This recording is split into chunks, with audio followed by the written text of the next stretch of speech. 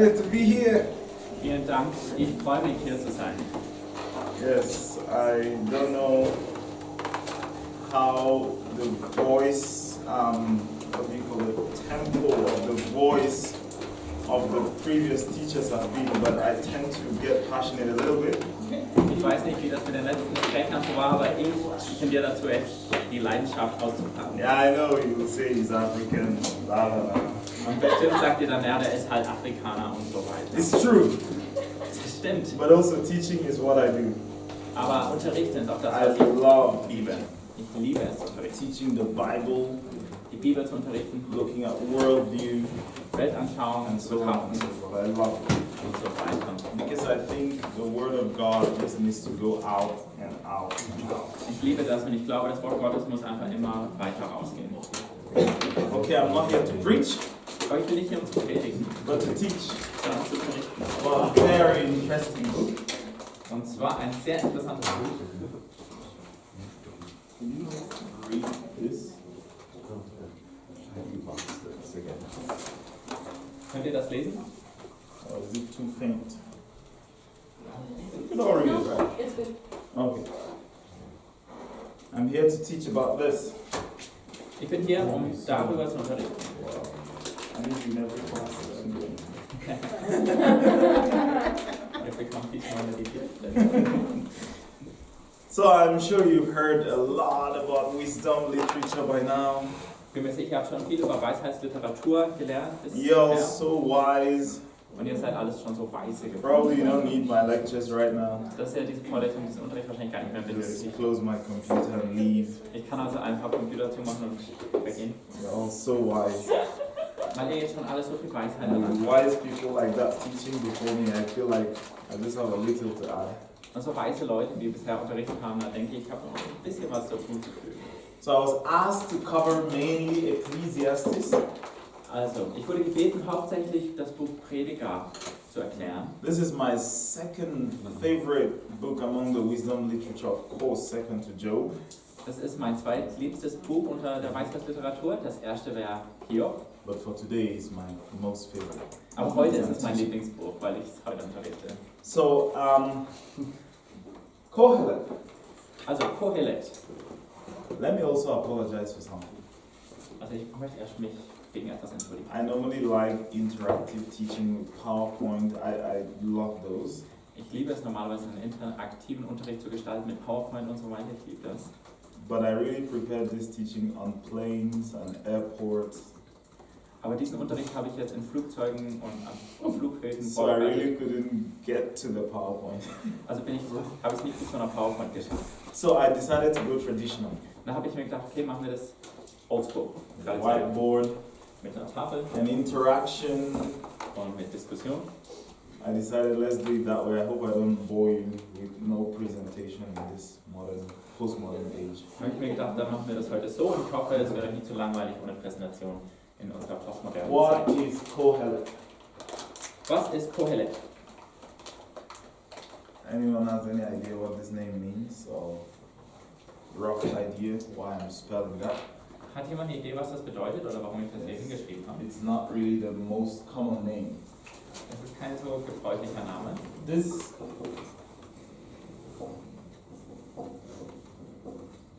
is Greek. Dieses Wort hier ist Griechisch This is Hebrew. und das ist Hebräisch. And basically, they both mean, or in a very loose translation, the one who gathers an assembly.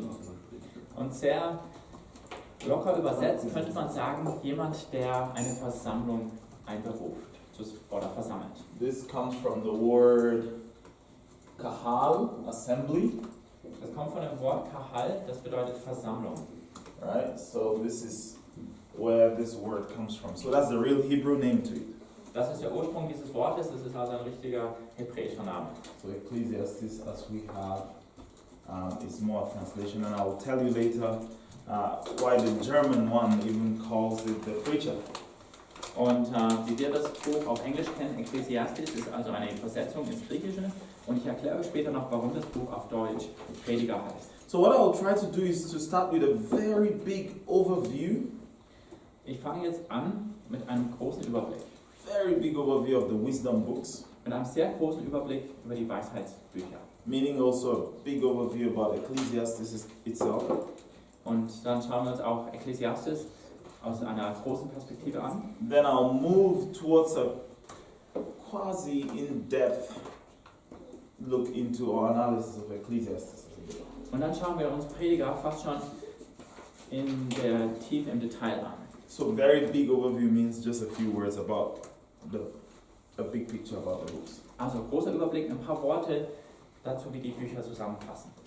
So the books of Proverbs, Ecclesiastes and Job, Also die Bücher Sprüche, Prediger und Hiob, they are asking the question, die stellen die Frage, what does it mean to live well in this world? was bedeutet es, gut zu leben in dieser Welt?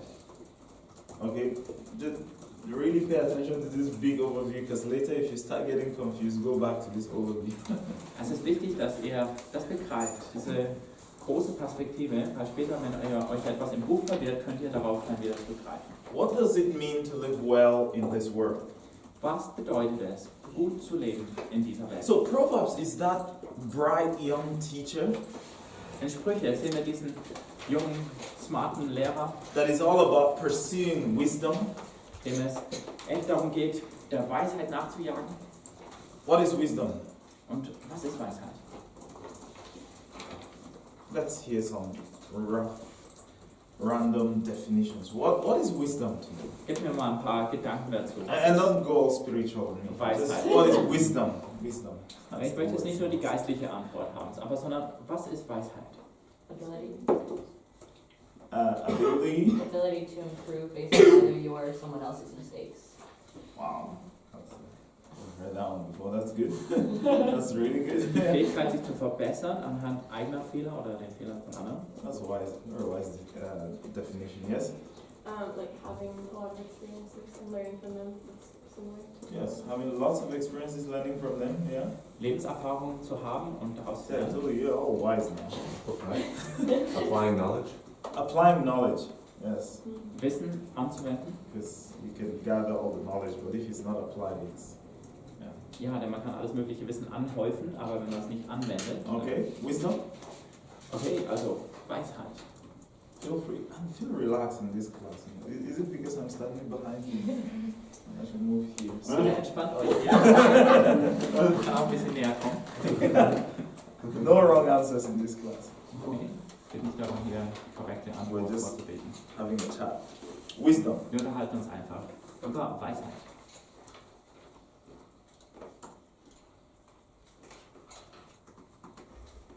One more. Knowing what to do with knowledge. Knowing what to do with knowledge. Yes. Zu wissen, was zu tun ist mit Yes. Wissen oder mit Erkenntnis. Wisdom is very important. Weisheit ist sehr wichtig. And wisdom, as Proverbs and Ecclesiastes and Job gives us, Und Weisheit, wie wir sie aus Sprüche und Hiob und Prediger ziehen können, it seems to be an attribute of God that is implanted in humanity. scheint ein Attribut Gottes zu sein, eine Eigenschaft Gottes zu sein, die in den Menschen hineingepflanzt wurde. We are one part of God's creation that have that attribute Wir sind ein Teil Gottes Schöpfung, die diese Eigenschaft hat, to be wise. die Eigenschaft, weise zu sein. Now the teacher in Proverbs is more sort of optimistic Der Lehrer in Sprüche ist eher optimistisch. that if you use wisdom very well, Er sagt, wenn du Weisheit sehr gut benutzt, you will build a successful life. wirst du ein erfolgreiches Leben bauen. So he's an optimist. Er ist also ein Optimist. Now let's move to Ecclesiastes. Aber gehen wir mal zu Prediger. We see this sharp, middle-aged critic. Wir sehen hier einen scharfen Kritiker mittleren Alters. And he's saying that you think using wisdom will bring you success? Und er sagt, du glaubst, Weisheit einzusetzen bringt dir Erfolg? You want to think about that again. Und darüber möchtest du vielleicht nochmal nachdenken. Because you know what the truth is? Denn weißt du, was die Wahrheit ist? Life under the sun, life here under the sun, Leben unter der Sonne, Leben hier unter der Sonne is all Meaningless. meaningless. What a word. What a word. You guys all know it. ist alles bedeutungslos. So he's saying, by being wise, it doesn't really add much. Und er sagt, weise zu sein, das bringt dir gar nicht so viel Now, mehr. meaningless is a phrase you hear a lot in the book. Dieses Wort, bedeutungslos, das ist ein Wort, was man oft sieht in dem Buch. But to understand this book, we need to know that there are two voices that are speaking in the book. Um dieses Buch Prediger zu verstehen, müssen wir erkennen, dass es da zwei Stimmen gibt. In Prediger. It helps us to understand what's going on in the book. Das hilft uns zu verstehen, was da vor sich geht. First is the voice of the teacher that I call the critic. Einmal haben wir die Stimme des Lehrers, ich nenne ihn den Kritiker. Right? He's the main voice in the book. Er ist die Hauptstimme in dem Buch. But he is introduced to us by another figure. Aber er wird uns vorgestellt, er wird eingeführt durch eine andere Person, Who is the author? nämlich den Verfasser, den Autor, The person who wrote the book. die Person, die das Buch geschrieben hat. So you don't want to mix up these things. Two guys are playing in here. Und die zwei möchten wir nicht vermischen oder verwechseln. Es gibt hier zwei Leute, die zur Rede kommen. The author is the one who collected the words of the critic. Der Autor ist derjenige, der die Worte des Kritikers gesammelt hat. And at the end of the book, he summarizes the whole thing and gives his final word. Und am Ende des Buches fasst er das alles zusammen und gibt sein Schlusswort dazu. Now, the question you might ask me is, Die Frage, die du mir dann vielleicht stellst, ist, why does the author want us to hear from the critic? warum möchte der Autor, dass wir die Worte des Kritikers hören? Because if you read the book through, you will see at the end that his conclusion is totally different from the words of the critic. Denn wenn man das Buch mal ganz durchliest, dann merkt man, dass seine Schlussfolgerung ganz anders ist als die Worte des Kritikers. Now, as part of my big overview, I will tell you why, Als Teil des großen Überblicks möchte ich euch jetzt sagen, warum, before we break it down later. bevor wir dann später ins Detail gehen. Now, I think the author wants us to hear from the critic because he wants to turn your worldview upside down. Ich glaube, der Autor möchte, dass wir die Worte des Kritikers aufnehmen, weil er unsere Weltanschauung auf den Kopf stellen möchte. And he's going to do that by letting the critic explore three really disturbing things about the world. Und das macht er, indem er den Kritiker drei Dinge erforschen lässt. Drei Three disturbing Dinge über things. die Welt, die uns echt zu schaffen machen.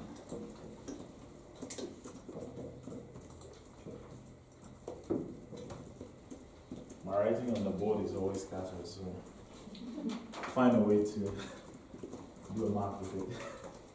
Also drei schwierige Dinge über die Welt. First thing, Das erste ist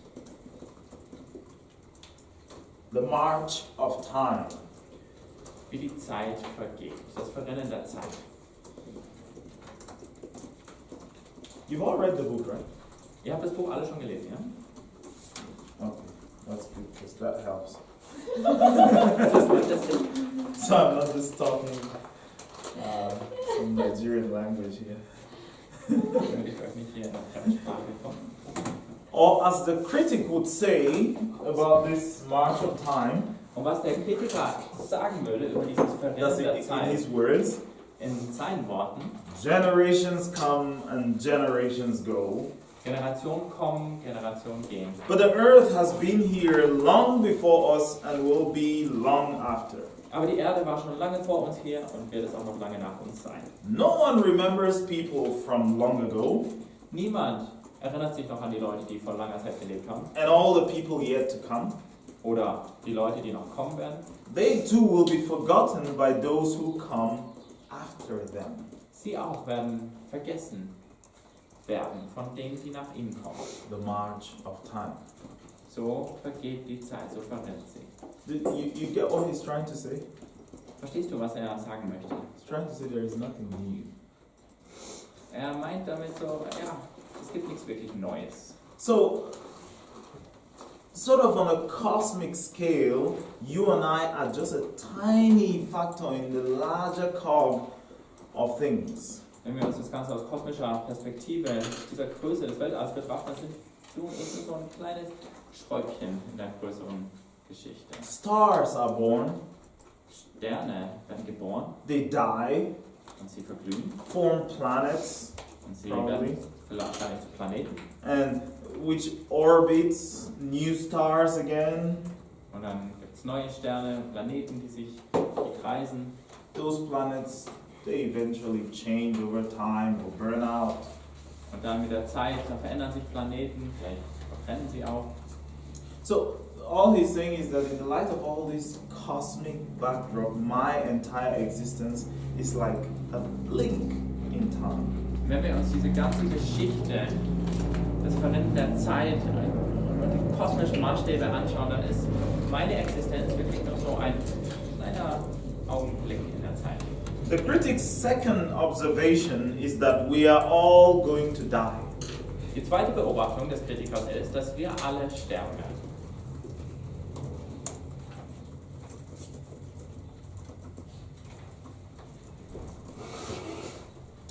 He goes as far as to say humans face the same fate as animals. So weit geht er, dass er sagt, wir Menschen haben dasselbe Schicksal wie Tiere. Death. Tod. All people, Alle Menschen, righteous and wicked, die Gerechten und die the good and the bad, die Guten und die Schlechten, those who offer sacrifices to God and those who don't, die Gott Opfer bringen und die es nicht tun, they all share the same destiny. sie alle erwartet dasselbe Schicksal. And all these activities and madness, it leads to one place. Und egal wie viel man tut im Leben, man kommt trotzdem an denselben We all Ort. join the dead. Irgendwann werden wir alle die Toten, werden wir alle vereint mit den Toten. Doesn't that make the book a bit depressing? Macht das Buch nicht ein bisschen If you deprimierend? read Ecclesiastes, sometimes you feel it's a bit depressing. Wenn man Prediger liest, fühlst du manchmal, das ist ein bisschen deprimierend. Okay, if that's not depressing enough, let's add the third one. Okay, wenn das noch nicht deprimierend genug war, Seems fügen you wir noch guys, einen dritten Punkt hinzu. seems you guys are still optimistic.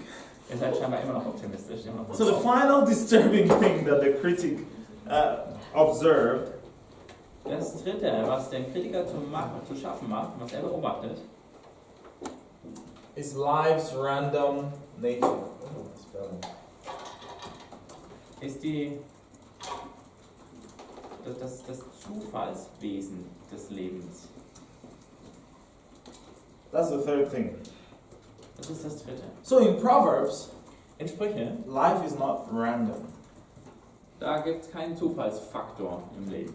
In Proverbs, there seems to be a cause and effect relationship between doing what is right and getting rewarded. In Sprüche, da sehen wir diesen Zusammenhang zwischen Ursache und Wirkung, zwischen dem, wenn man etwas richtig tut und dafür belohnt wird. If you do what is bad, you get punished. Wenn du tust, was schlecht ist, wirst du bestraft. But the fact is that life doesn't always work that way, according to the critic. Aber die Realität ist, dass das Leben nicht immer so funktioniert und das sagt der Kritiker. He observed a glitch in the system, Er beobachtet einen Fehler im System and he calls it chance. und er nennt das Zufall. Or in his words, properly, Oder wie er es ausdrücken würde, anscheinend, the race doesn't always go to the swift, das Rennen gewinnen nicht immer die Schnellen or the battle to the strong, oder die Schlacht gewinnt nicht immer der Starke, nor does food always come to the wise, noch kommt der Überfluss des Essens immer zu den Weisen or wealth to the brilliant, oder Reichtum den Intelligenten or favor to the educated. oder die Gunst den Wohlerzogenen. Time and chance happen to them all. Zeit und Zufall haben einen Effekt auf sie alle. Now, what is he trying to say? Was möchte er damit sagen? His point is that you can't really control anything in life. Es geht ihm darum, dass du eigentlich gar nichts im Leben kontrollieren kannst. It's just way too unpredictable. Es ist so unvorhersehbar. So if I'm trying to master anything in life, Wenn ich versuche, irgendetwas voll zu erfassen im Leben, or I think I'm gonna master this and this is it, I know this is gonna be like this forever. wenn ich sage, okay, ich meister das jetzt und dann habe ich es fest, dann wird es immer so bleiben, He's saying you're setting yourself up for a fall. dann sagt er, du machst dich nur bereit für einen tiefen Fall. Now, throughout the book, he uses one metaphor Und er hat da so eine Metapher, die er durch das ganze Buch hindurch benutzt, to tie all these disturbing ideas together. um all diese schwierigen Ideen hier zusammenzubringen. He used this metaphor nearly 40 times in the book. Fast 40 Mal benutzt er diese Metapher. And he says, maybe I should use another pen for that. Und das sagt er, You know why I'm using different colors of das pen? schreibe ich jetzt in einer anderen Farbe. After teaching for many years in one class, a student told me, why don't you use different pens? You're such a boy. Nachdem ich jahrelang unterrichtet hatte, hat mir mal eine junge Studentin gesagt, warum benutzt du nur eine Farbe beim Unterrichten? Du bist so ein Junge. He says, you know, there are women here, you need to use colors. And I'm like, what? People think about these things? Da hat sie zu mir gemeint, weißt du unterrichtest ja auch junge Frauen, du könntest auch mal ein paar Farben benutzen. Ich I'm denke just so, trying to get ideas across here. ich versuche einfach nur Fakten und Ideen Not a weiterzugeben. beauty therapy. Keine Schönheitstherapie. So, but the word stayed in my head. Aber ich habe mir das gemerkt. I always use one pen from day one, even if it's 2 weeks teaching. I use that same Sonst pen. habe ich immer eine einzige Farbe benutzt, selbst wenn ich 2 Wochen lang unterrichtet habe. Okay, throughout the book, the critic used this word, hevel. Durch das Buch hindurch benutzt der Kritiker dieses Wort Hevel. After intercession today, Simi looked at me, she's like, you know, I'm so sad. Nach der Fürbitte heute Morgen hat Simi mich angeschaut, Simone, und mir gesagt, ich bin so traurig. You're going to be teaching about hevel the whole day and I'm not going to be in the class. Du unterrichtest den ganzen Tag über Hevel und ich darf nicht dabei sein It's im one of our Unterricht. favorite things during our SBS days. Das ist etwas, was sie noch von mir weiß aus unseren SBS-Zeiten, wie sehr ich das liebe. Everything is hevel. Alles ist Hevel. Okay. It's a Hebrew word that means smoke. Es ist ein hebräisches Wort, das bedeutet Rauch. Okay, or you can call it, which is the one mainly people know, vapor. Oder wie es auch oft als bekannt ist Dampf. If you read the book, you see it a lot. And we're going to talk about it. Das kommt immer wieder vor im Buch und das besprechen wir dann auch noch. So, like smoke, life is both beautiful and mysterious. So, Rauch ist das Leben sowohl wunderschön und auch geheimnisvoll. It takes one shape right now, Es nimmt eine Form ein im Moment, and before you know, it takes another shape. aber kaum begreifst du es, da hat es schon eine andere Form. And smoke looks solid, Rauch kann vielleicht so solide und materiell but aussehen, if you try to grab it, aber wenn man versucht, den Rauch zu what erkennen, happens? was passiert dann? It slips through your fingers. Es verrinnt dir durch die Finger. Have you ever tried to catch smoke? Hast du schon mal versucht, Rauch einzufangen? Okay, Tabia did, because she Okay. bakes a lot, so she might have tried. If the cake is burning, she's like, oh. Tabea backt viele Kuchen, vielleicht hast du mal versucht. Als Ja. so ein Kuchen verbrannt ist, der Rauch zu Okay, fangen. let me just, oh, time. This reminds me of my mom. Okay, das erinnert mich an meine Mutter. So I just went to Nigeria to do something else, but I decided to take her to the German embassy in another state in Nigeria to apply for a German visa to come for my wedding. Ich war jetzt aus einem anderen Grund in Nigerien, aber ich habe mir gedacht, okay, ich nehme meine Mutter in einen anderen Bundesstaat, wo wir dann ein Visum beantragen können, dass sie zu meiner Hochzeit kommen kann nach This Deutschland. was her first flight ever. Und das war das erste Mal, dass sie im Flugzeug It geflogen cost me a ist. lot of money, but I thought, let me fly with her. Das hat mich ziemlich viel Geld gekostet, aber ich habe mir gesagt, komm, ich will mal mit ihr fliegen. Because anyway, she'll be confused with all the processes and whatever. So I said, let me just fly with you for 2 days. Weil ich wusste mir, all diese Visa-Prozesse, das wird ziemlich verwirrend für sie sein. Habe ich gesagt, komm, lass mich mit dir zusammen hinfliegen für 2 Tage. And we boarded the plane from my city. Und dann sind wir in meiner Stadt in den Flieger eingestiegen. And I'm trying to tell her all the do's and don'ts. Don't let anyone touch your luggage. Don't let anyone say, can you watch my luggage? You know, all those little airport rules. Und ich versuche hier all die kleinen Regeln so zu erklären, dass man immer gut auf sein Gepäck aufpasst im Flughafen, dass man niemanden anderen das Gepäck übernimmt und so weiter. All die kleinen Regeln, die man so im Flughafen hat. And also when you take off and when you land, you feel a bit dizzy or nauseated. Und wie das so sich anfühlt, wenn man dann abhebt und landet, wie man sich dann so fühlt im Magen. And all of a sudden we passed the clouds. Und plötzlich durchbrechen wir die Wolken. And there was this, this shocking face, this surprise kind of face. Und ich sehe Schock in ihrem Gesicht, voll die Überraschung. She's like, wait, did we just pass the clouds? Sie hat mich gefragt, Moment, sind wir gerade durch die Wolken geflogen? And she looked in the eye, how does it, she's like, that's the clouds down there. Und sie guckt so aus dem Fenster, das sind die Wolken da unten? So, she's like, well, first of all, I really thought the cloud is something solid.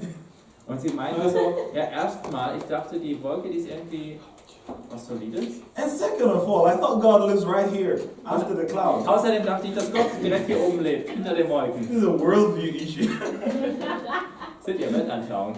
She really thought the moment you pass those things you see up there, you meet God. Sie dachte echt, dass wenn man durch die Wolken hindurchfliegt, dann begegnet man Gott. So you can imagine all the theological conversations. Stellt euch mal vor, was wir da für theologische Unterhaltungen hatten.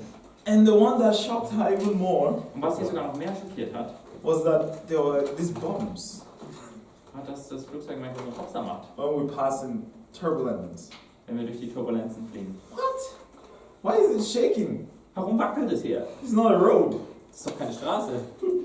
So imagine Paul me trying to explain the details of that. Stellt euch mal vor, ich habe versucht, hier irgendwie zu erklären, wie das kommt. So these clouds could hit the plane that hard that it shakes. Diese Wolken können so viel Druck ausüben auf das Flugzeug, dass es wackelt. And of course, the whole question, so now, where is God? Und dann die ganze Frage, okay, wo ist Gott jetzt? Of course, I'm always happy as a Bible teacher to give a Bible overview. Und als Bibellehrer gebe ich natürlich immer gerne einen Bibelüberblick. Where is God? Where is His space? Wo ist Gott? Wo ist sein Raum? Is He up here? Ist er hier oben? And I tried to explain the idea of the International Space Station.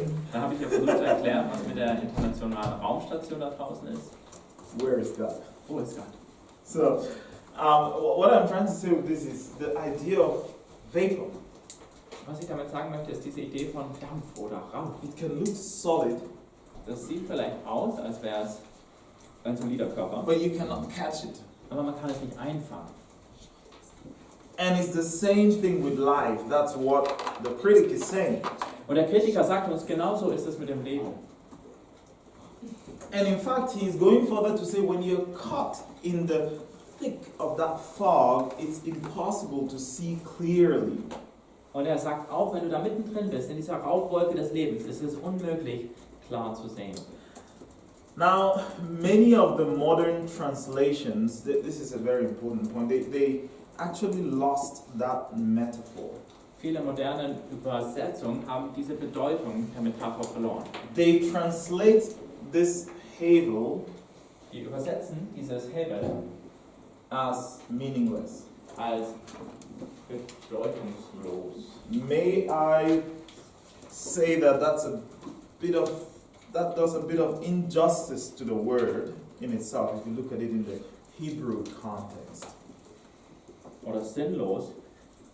Das ist ein bisschen ungerecht zu der ursprünglichen Bedeutung des Wortes, wenn man sich das in dem hebräischen Kontext anschaut. The critic is not saying that life has no meaning. Der Kritiker sagt nicht, dass das Leben sinnlos ist. And that's what, when we did more in-depth research on the word and looking at the context of the book, he's not saying that life has no meaning at all. Wenn wir uns das Wort genau anschauen und auch den Kontext in dem Buch, dann merken wir, er sagt nicht, dass das Leben